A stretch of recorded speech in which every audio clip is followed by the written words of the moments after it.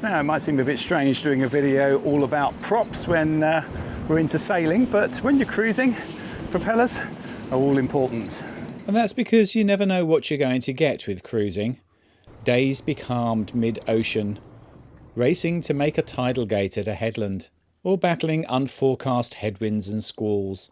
Voyaging without an engine can be done, of course, but you'll make your life much easier having a strong mechanical drivetrain to help out. Your choice of prop is crucial, not only because it affects the thrust, but also dictates what drag you'll get while sailing. So what are the options? First, the fixed prop.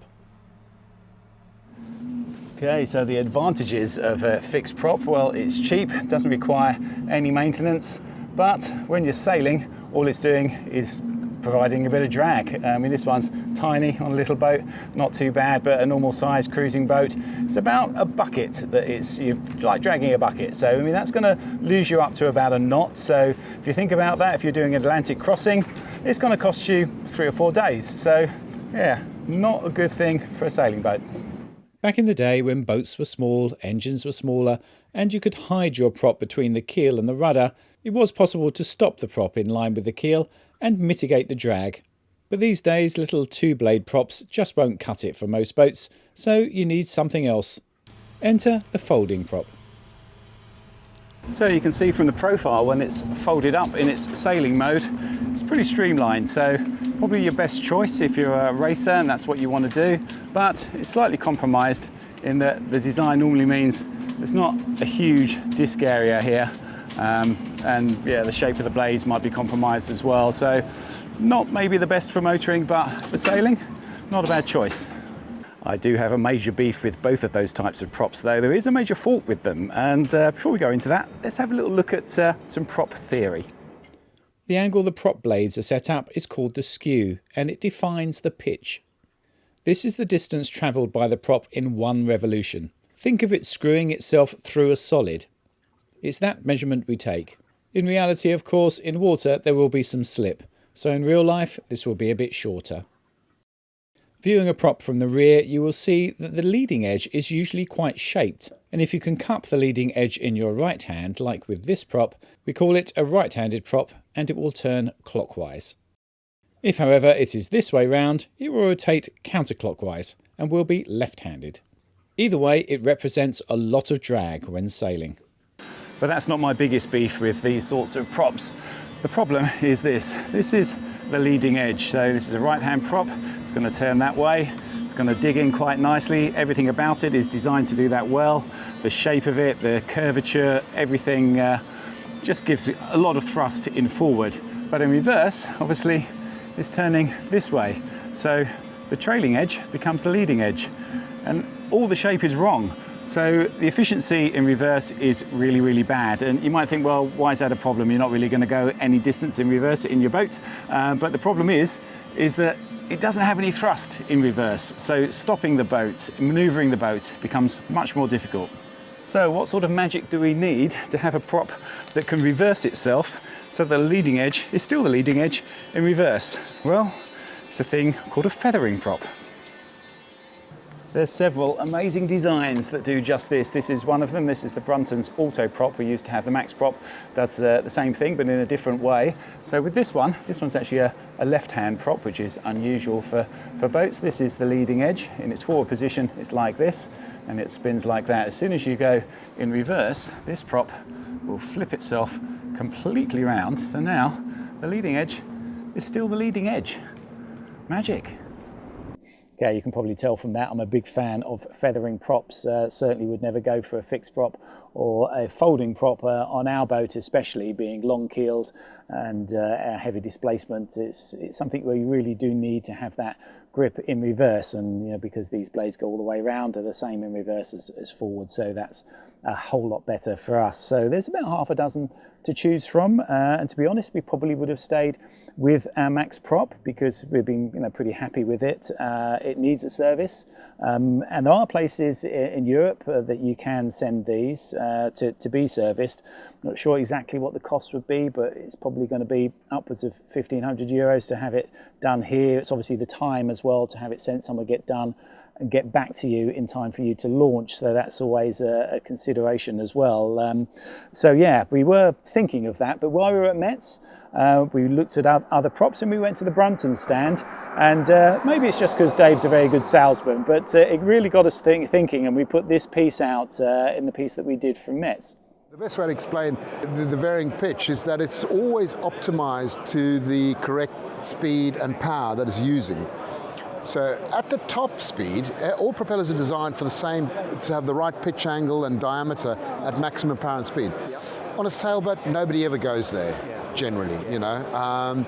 And so that's why it gives you an advantage. Because it varies its pitch angle, at the lower revs, it's going to give you more speed at less power compared to any other propeller. And that's been written in any test done, or talk to anybody that's got one, that's the first thing they say, I'm going faster, I'm using less power. Yeah, and we've just come back into the Med, which means probably a bit of motor sailing at times. So and that's where it really comes into its own, because it's sensing the load from the sails, because of the driving force of the sails putting the boat through the water. With a conventional propeller with a fixed pitch, it's actually holding you back until you overspeed it to catch up with the driving force of the sails. With this propeller, it's always just finding the right angle of attack. Yeah. So after that piece went out, we had loads of comments from people, and they're all very positive about Bruntons. We had big discussions on the Patreon site as well. Most people went for this as well for a sailboat. Some were saying Maxprop, because of the area of blade, the disc area, that it's greater. Maybe that would be better. And but those people were more into motorboats, and you could see why maybe that was a thing for them. But the big thing, the big difference, and the reason that we think Bruntons is going to be, have an advantage in lots of ways. There's several things. One of them is the fact that you've got this shape. We've got a good aerofoil shape to the blades, so you're going to get more lift off them. If you look at the Maxprop, it is very flat. The blade is got not much shape to it at all. That's just the way the design works. So this has just got more inherent lift. But the main thing, and what everyone was pointing out, is that because you're in a sailboat, you've got a second form of propulsion. You've got the sails. So when the sails are up and you are actually sailing and motor sailing, this has got some massive advantages. So let's have a graphic to illustrate what Dave was saying. I've just drawn it with one blade and won't show it rotating, so you can see what's happening. This is the position all the blades will be in when sailing, streamed back. Nice and aerodynamic for very low drag. When you stop, the blades will just flop as they please, but as soon as you motor forward, they will be flung around into the drive position. And as the boat gains way, the angle will increase to suit the higher speed through the water. If you then raise the sails but keep the engine driving as well, the increased boat speed given to you by the sails will cause the prop to automatically increase pitch to match the water flow with no change in RPM. So because there's a direct relationship between the pressure on the blade from moving through the water because of the propulsion from the sails and the centripetal force that it's got from being rotated by the engine, because you've got the engine running because you're motor sailing, those 2 points slightly different and will act on the blade to turn it. So that's the auto feature here. So what you're doing is changing the pitch automatically so that you've got exactly the right pitch for the speed that you're going through the water. And that's really, really important, because normally if you are motor sailing, the fact that you've got that second propulsion from the sails completely upsets a fixed blade, and that includes something like the Maxprop, because the pitch of that is fixed. You fix it inside, you take it apart and you fix it. It can't change as it goes along. So with any normal prop, you set your pitch and you're stuck with it. With the Autoprop, it's going to move the pitch as you go, very cleverly, just by the mathematics of the engineering, to be able to give you exactly the right pitch for when you're motor sailing. It also has an effect for when you actually start up as well. If you think about it, in a car you've got gears, in a boat you haven't. So when you first start up, it's like starting a car in fourth gear, because you're already always stuck in your top gear, your cruising gear, and the pitch is set for that as well. So basically it's like doing a massive wheel spin in a car, but of course, luckily it's a prop in water and it's just going to churn up the water, but it's not at the right pitch for what it's doing because it's in the wrong gear. Whereas this When you actually start it, you don't need all those revs. You're not going to do that sort of start. It's going to get a good grip on the water because it's not moving through the water at the moment. It can going to set the pitch to be correct for that, and then as you start moving through the water, it'll detect that and it will change the pitch accordingly so that you've got the right pitch for the right sort of thrust, the maximum thrust for the revolutions you've got. So that's the theory. Time to get it fitted and to do some real life testing. If you've been watching the episodes, you'll know we've had the whole drivetrain out for maintenance. So I'm just checking the fit before putting the prop shaft back. Bruntons have machined it to the spec I've given them. I've already put it on without the keyway to check it seats well. If you have any doubts, then it's a very good idea to coat the surface with some engineer's blue and make sure the contact area is good. Here I'm checking the keyway. It's probably the most common mistake for people to make, getting the prop hung up on the keyway. Fortunately, Bruntons have a nice deep slot, so this is unlikely to happen. For me, things are too tight width-wise. You don't want this to be sloppy, so don't be surprised if a new prop comes on the tight side. It means you can file a smidge off and get it perfect.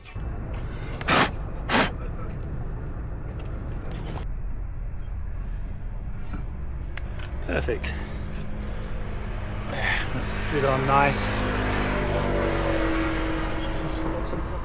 Okay, so now I've got to decide what preparation to put on this, what sort of anti-foul, because obviously, you know, like any propeller, you really don't want them getting fouled up. The performance goes downhill, you know, pretty quickly if you start getting any barnacles on it, any sort of serious growth. So in the past I've used all sorts of different things. I started off using prop speed, which a lot of people swear by. Didn't really work for me, I must admit, that well, and it's very expensive. So the next time I went to Velox, which I do rate. That's worked well for me, Velox. It lasts 2 seasons quite well. It's a 2-part thing that you put on. You have to key the bronze in first, which is a bit of a sacrilege. You know, you have to really get some quite coarse grit on it and take it down, so you get that first key coat on quite well, and then the second coat, and that second coat sort of wears away after a year or so. In the 2 years it's sort of almost gone, so what you do then is just sort of rough it up and put another of the second coat on. You don't have to go all the way back, and then it's only sort of the next time, so after sort of 4 years, that you take it right the way back and start again. So yeah, that's been good. But then in Turkey I couldn't get it, so I tried the Silic 1 stuff, which is the silicon stuff. It's supposed to be slippery, and maybe it was my preparation, but that didn't stay on well at all. It just slipped straight off. So I'm certainly not going to go back to that again. And what I think I'm actually going to do with this one, just because if I don't try it now I probably never will, is polish it up. You see, at the moment it's got a slight key to it, ready to take whatever you're going to put on, although I think you would rough that up more if you were going to something like Velox. I think it takes 120 grit, and I think this is a bit finer than that. So instead of doing that, I am just going to polish it up, get it as shiny as I can, and see how that works. I mean, we're in the Meds, warm waters, so I can swim on it most days, and you know, once a week or so go down there and give it just a wipe over with a 3M's cloth or something, and just try and keep it as clean as I can. I mean, the crunch is going to come in winter, because winter in the Med, I mean, really between sort of November and March, you don't really want to be swimming. It's a bit cold, so let's see how much growth it gets in over that. If it doesn't work, then next time I haul it, I'll put something on it. But yeah, let's give it a go, polish it up, at least it'll look nice.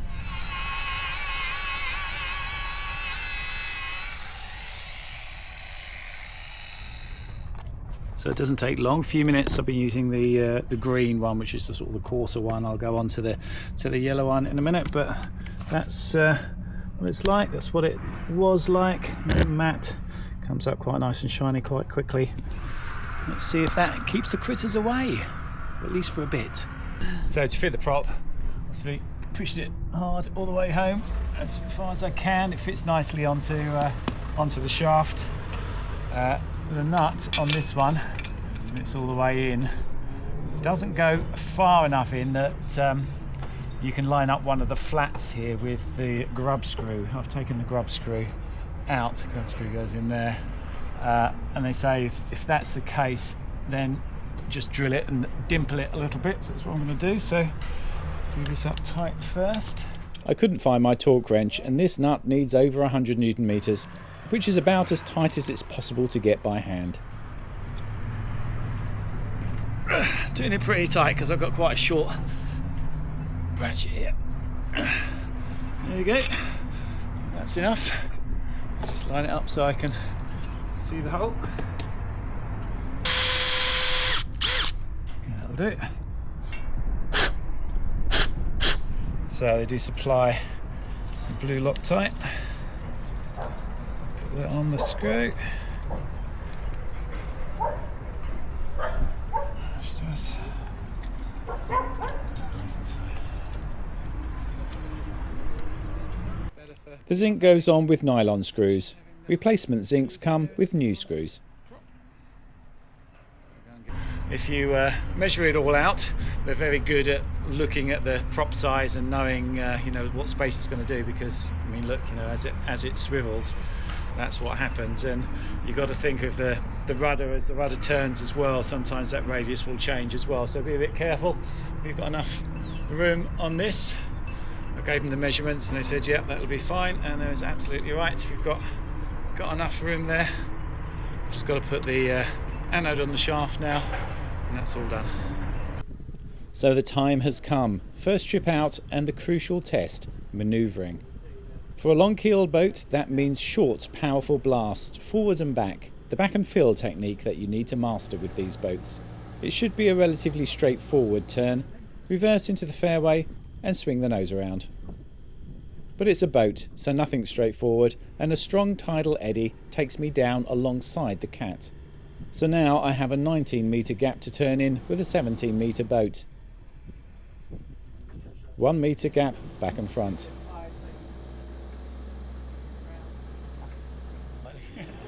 Must be a bit of tide taking us around. Okay, so I'm actually alongside the catamaran. The tide's taken us up alongside, but it's fine because I can turn in this tight circle. A good way of doing it with this when you've got a long keeled boat, using the back and feel.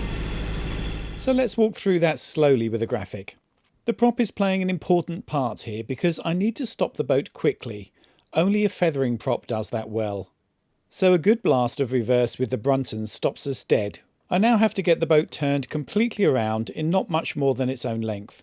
So to do that, I turn the rudder fully starboard and leave it there. I'm purposely making a clockwise turn because I have a right-hand prop, so prop walk will help me in this direction. If you have a sail drive, you may not get too much prop walk because the prop will be vertical. With a shaft drive, the prop is at a slight downward angle, and this increases prop walk as will having things around the prop, like a rudder, skeg, keel. With the Bruntons, however, prop walk is greatly reduced, as the prop will only apply a small pitch when the boat is not moving fast through the water, so there's less paddle wheel effect and less prop walk. There's still some though, so a clockwise turn is best. I have a bow thruster, so can make that happen faster. We are now moving sideways with the current. The breeze we have has virtually no effect on Fair Isle with her weight and low freeboard. If the breeze were very strong, we would have to be aware of the bow starting to blow off. My stern is still close to the cat, so I can give another short strong blast with the prop. I can keep this going slightly longer with the Bruntons than was possible with the Maxprop, because it allows the engine to rev without full pitch being applied, as is the case with the Maxprop. This blast swings the stern a good 3 metres to port, very quickly. I then switch to a blast of reverse to arrest the forward motion and use the thruster at the same time to keep the turn going. So for this turn I only needed one good backwards blast to keep me off the fuel dock. Without a bow thruster it might have taken 2 or 3 attempts, but still would be perfectly doable. I end up drifting nicely to the dock, but if I was too far away for duty to step ashore, never jump, I would have turned the rudder fully to port and after stopping any forward motion, given a short blast forward at the same time as using the bow thruster to move us sideways to the dock. Come forward now. That was a really good turn. So come alongside, I'm just going to let the wind basically drift us in and back a little bit. It's very responsive with this prop, it's excellent. Look, we've just stopped ourselves perfectly alongside. Yeah, fantastic. So very happy with the manoeuvring capabilities of this prop. What about out at sea? Okay, so it's been a couple of weeks now since we've had the prop, and as you saw earlier, very happy with the manoeuvring. It's giving lots of thrust and doing what it needs to do for that. The sailing as well, yeah, it's ticking all the boxes so far. Obviously very difficult to know, fuel saving, that sort of stuff, but the motor sailing seems to be very good. We'll do that in a minute. We are just sailing at the moment, so the prop's in its fully feathered position. And there is something that you need to know if you've got a setup like ours with a hydraulic gearbox. When you stop the engine with a hydraulic gearbox, it doesn't sort of lock the prop shaft. So it is possible that the prop can keep turning because it's got a little bit of turning force. You know, it needs to sort of stop to be able to feather out properly. And we found that we stop it in gear, so it's in gear now. That's how we stopped it and left it in gear. And we found that sometimes it does stop and sometimes it doesn't. I'll go down and have a little look now. Turn the engine room light on. We have a little look inside and we'll be able to see, yeah, it is actually turning. So you can see we've got some turning motion there on the prop shaft. So that may mean it's not fully feathered, that it's got a little bit of an angle there. I mean, it's still pretty streamlined, but it's, you know, it's going to cause a little bit of drag doing that. Much better to be able to stop it completely. So we will rig up some sort of brake, prop brake on there, so that when we stop the engine, it just applies a little bit of friction to the prop shaft and stops it rotating. That's the best thing to do. It only happens when you've got a hydraulic gearbox like we have. But while we're here as well, looking at this, let's have one more little bit of theory and look at a diagram of the whole setup, just so you've got in your minds how this works, how the thrust works when you're using a propeller. So if your propeller is attached to the boat with a prop shaft, not a sail drive, it will be sitting in a tube with one or two bearings which allow it to rotate. Of course, it can also slide backwards and forwards. That's how you get it out. In operation, it's usually bolted to the gearbox on the engine, so what you have to consider here is the thrust produced by the prop will push the prop shaft forward into the engine, so all the thrust will be taken by the engine mounts. Your engine is literally dragging your boat along. A much better way to deal with this is to have a universal joint that can transfer the load to a bulkhead, so now you are pushing the hull of the boat along, not the engine. A much better idea. This system has many other advantages too. We already have one on Fair Isle, but Bruntons make an excellent system called Sigma Drive if you're looking for one. Okay, so I've started the motor. We're going to do a little bit of motor sailing. I'm just going to tighten up because we are going to get a bit of speed. We were doing 4.8 knots just sailing. Now got 2,200 revs on the engine. Normally I'd have to rev the engine quite a bit more than that when we're motor sailing to get any real thrust, but already we're doing 5.5 knots just with a little bit of rev. I'll give it a little bit more. So obviously you get used to what your boat can do.